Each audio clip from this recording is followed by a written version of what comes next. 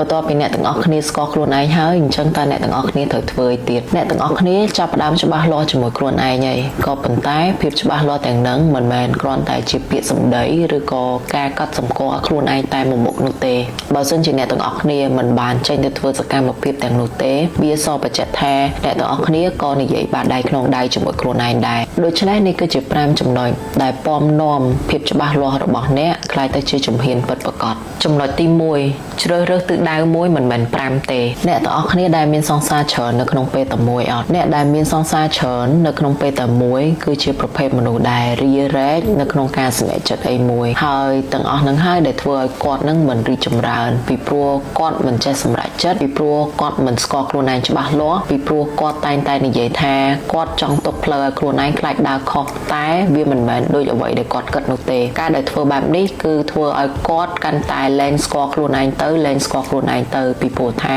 ជំរឿរបស់គាត់គឺមានច្រើនអញ្ចឹងការដែលយើងផ្ចង់អារម្មណ៍សម្គាល់ទៅលើអ្វីដែលខ្លួនឯងត្រូវការហើយសម្រេចចិត្តបដិញ្ញាចិត្តនៅក្នុងការជ្រើសរើសមួយសម្រាប់ខ្លួនឯងទិសដៅណាមួយសម្រាប់ខ្លួនឯងពិតប្រាកដនោះទើបអាចសបញ្ជាក់ថាអ្នកពិតជាស្មោះត្រង់នៅក្នុងការសម្រេចចិត្តទៅលើអ្វីមួយនៅក្នុងជីវិតរបស់អ្នកមែនចំណុចទី2តម្រឹមការងាររបស់អ្នកជាមួយនឹងចំណុចខ្លាំងរបស់អ្នកមនុស្សភាគច្រើនពួកគាត់តែងតែជួសជុលទៅលើអ្វីដែលពួកគាត់មិនល្អស្រាប់យឺតយ៉ាវស្រាប់ឬក៏កំហុសមួយចំនួនដែលធ្វើឲ្យខ្លួនឯងឈឺចាប់ឬក៏មនុស្សជុំវិញខ្លួនឈឺចាប់ទាំងដែលរឿងទាំងអស់ហ្នឹងមិនធ្វើឲ្យរឿងទាំងហ្នឹងវាប្រសើរឡើងនោះទេវាប្រៀបបានដូចទៅនឹងការជួសជុលទៅលើរបស់មួយដែលវាកំពុងតែបែកបាក់ហើយអញ្ចឹងបើសិនជាប្រៀបធៀបទៅលើគាត់វិញគាត់កំពុងតែរឹងក្បាលនៅក្នុងការធ្វើអ្វីមួយដូចគ្នានឹងដែរគាត់កំពុងតែរឹងទៅតឹងទិសនៅក្នុងការមិនកែប្រែយុទ្ធសាស្ត្ររបស់គាត់នៅក្នុងការធ្វើអ្វីមួយនោះទេជួនកាលការងាររបស់អ្នកប្រកាសជាមានចំណុចខ្លាំង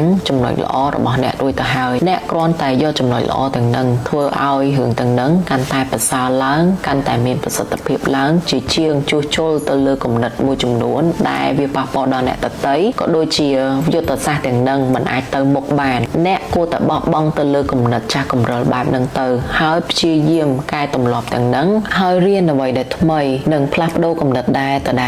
នឹងខ្លាយទៅជាធម៌ពលមួយដែលមានល្បឿនលឿនជាងមុនប្រសិទ្ធភាពល្អជាងមុនមានភាពច្នៃប្រឌិតខ្លាំងជាងមុនព្រោះអ្នកទាំងអស់គ្នាត្រូវដឹងថារាល់ពេលដែលយើងធ្វើអីមួយដែលចេញពីធម្មជាតិរបស់យើងផ្ទាល់មិនបខំមិននឿយហត់គឺសុទ្ធតែជាអ្វីដែលអ្នកអាចក្តោបក្តាប់ឥទ្ធិពលរបស់អ្នកបានយ៉ាងល្អបំផុតចំណុចទី3រៀបចំប្រព័ន្ធដ៏សាមញ្ញមួយភាពច្បាស់លាស់នឹងស្លាប់បើសិនណាបើអ្នកគ្មានរចនាសម្ព័ន្ធឬក៏គម្រោងផែនការណាមួយច្បាស់លាស់សម្រាប់ខ្លួនឯងនៅក្នុងជីវិតរបស់អ្នកមានរឿង3យ៉ាងដែលអ្នកត្រូវធ្វើតើអ្វីទៅគឺជាគោលដៅប្រចាំឆ្នាំឬក៏ប្រចាំខែហើយតើការងារអ្វីខ្លះដែលអ្នកត្រូវធ្វើជាប្រចាំខែដើម្បីសម្រេចទៅលើគោលដៅជាប្រចាំឆ្នាំហើយនៅក្នុងជីវិតប្រចាំថ្ងៃរបស់អ្នកតើអតិភិបនៃការងាររបស់អ្នកណាមួយដែលធ្វើឲ្យប្រសិទ្ធភាពការងារឬក៏គោលដៅរបស់អ្នកបានជោគជ័យហើយជាចុងក្រោយតើយើងវាស់វែងភាពរីកចម្រើនរបស់យើងរាល់សកម្មភាពទាំងនឹងដោយរបៀបណាចម្លើយនៅក្នុងការឆ្លើយសំណួរខាងលើនឹងវាមិនស្មុគស្មាញនោះទេវាប្រៀបបានដូចទៅនឹងក្រុមហ៊ុនមួយដែលគេកំពុងដាក់ការងារឲ្យយើងធ្វើអញ្ចឹង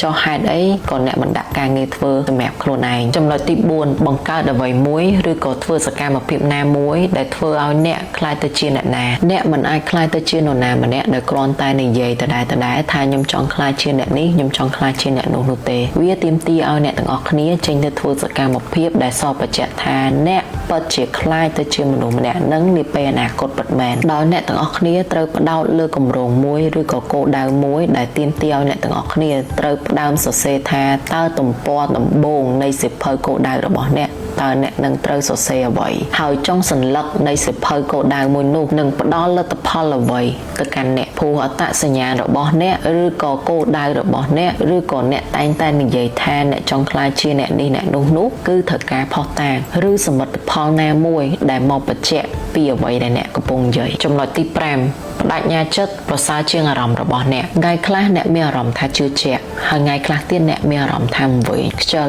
អត់ចង់ធ្វើអីទាំងអស់បើសិនបើអ្នកចង់ខ្លាចជានរណាម្នាក់នៅពេលដែលអ្នកធ្វើអីមួយអ្នកអាស្រ័យទៅលើអារម្មណ៍របស់អ្នកទាំងស្រុងនៅក្នុងការទៅធ្វើសកម្មភាពទាំងនឹងនោះអ្នកមិនអាចខ្លាចទៅជាមនុស្សម្នាក់ដែលអ្នកចង់ខ្លាចជានោះទេការបោះជំហានទៅរកក្តីស្រមៃរបស់អ្នកឬក៏គោលដៅរបស់អ្នកទាំងអស់នឹងវាមិនស្ថិតទៅលើអារម្មណ៍ល្អរបស់អ្នកឡើយវាទាមទារឲ្យអ្នកចេះគ្រប់គ្រងអារម្មណ៍ពីព្រោះអ្នកបានសម្រេចចិត្តជ្រើសផ្លូវមួយនេះហើយសុខនិងទុក្ខវាត្រូវដើរទៅគ្នាហើយអ្នកបានស្ម័គ្រចិត្តដើរផ្លូវមួយនេះតាំងពីថ្ងៃដំបូងដូចគ្នាការដែលស្គាល់ខ្លួនឯងវាគឺជារឿងចាប់ផ្ដើមតែប៉ុណ្ណោះតែការដែលខ្លាចទៅជានរណាម្នាក់នាពេលអនាគតវាគឺជាសកម្មភាពប្រចាំថ្ងៃដែលទាមទារឲ្យអ្នកងើបទៅធ្វើសកម្មភាពទាំងនឹងអញ្ចឹងចាំការទៀតតោះទៅធ្វើទាំងអស់គ្នា